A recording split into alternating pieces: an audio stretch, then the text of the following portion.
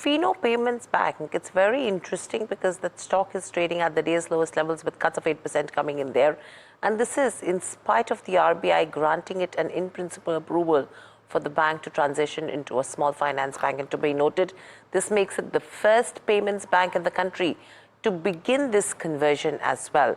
Now, the upgrade does open several opportunities, but some headwinds do persist. Let's get across to my colleague Sharad to tell us what is happening, because fundamentally, yes, this is a positive, but there are some overhangs due to which the stock is reacting negatively right now. Sharad, what are you picking up?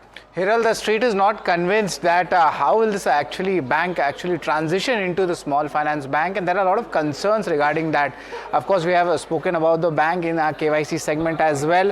There is a lack of lending DNA, and that has spooked the street because the company doesn't have much top level management also in the lending business. There's an enhanced competition already in the MSME and the merchant lending business as well from smaller banks and the non-banks. As of October, there's one more overhang which is not related to the announcement which we are discussing earlier, is that Fino has not implemented their new in-house core banking solutions. The street will be watching out for the timeline also when this overhang actually gets over. The payment business across industry is under enhanced scrutiny already by RBI, and the large shareholders will have to reduce the stake in the holding company as well to comply with RBI's norms. So a lot of moving factors are there. Of course, the news flow is positive, but net the street is concerned about how this actually execution will pan out for this player.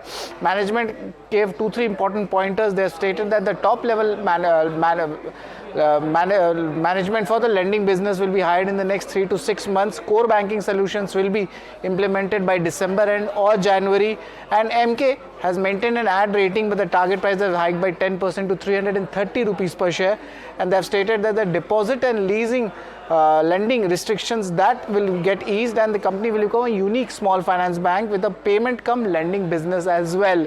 So of course, as of now, currently the street is not buying the story. Street not buying the story. That's very interesting. Thank you so much for that. Let's also listen in to what Rishi Gupta, MD and CEO of the bank, had to say on how they're planning to improve the lending business, as the company doesn't have a strong DNA with regards to lending. Let's listen in. We were waiting for the final license, the in-principle license to come. Obviously, we have interviewed some people.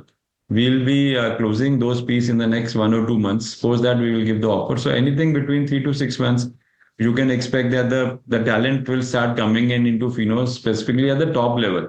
And as we get closer to the rollout is where we start building up the field level talent on the ground across the country, wherever you want to build up the lending business per se. Okay, so that's the view coming in with regards to Fino Payments Bank. Prashant, how are you looking at a Fino Payments Bank right now with the kind of correction that is coming in? Would you be advised that fundamentally things will be sound and this is just a knee-jerk reaction and probably still an opportunity to buy?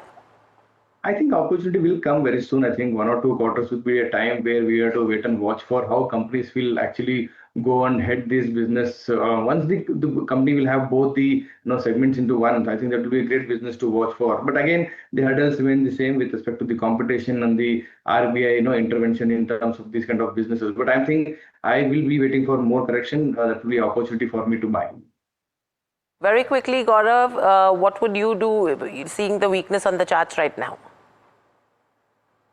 I think is it at best from a trading standpoint to avoid this stock. This is a steep cut here, and which clearly indicates that the traders have not preferred this kind of a news coming in. But yes, from a long-term perspective, I too completely agree with Prashant. From a short-term perspective, little more volatility is expected. Okay, volatility expected.